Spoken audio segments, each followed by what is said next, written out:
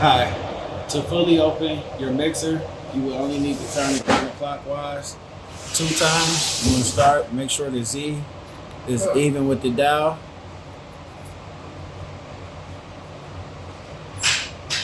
Going around twice, that would be fully open setting.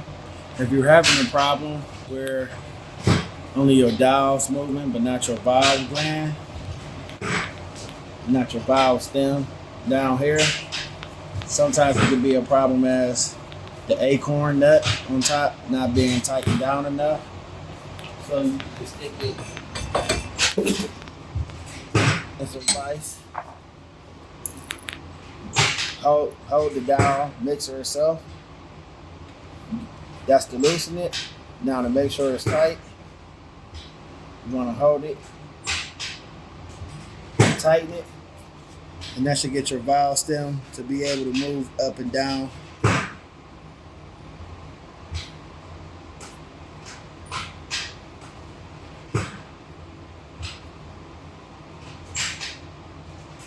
Just like that.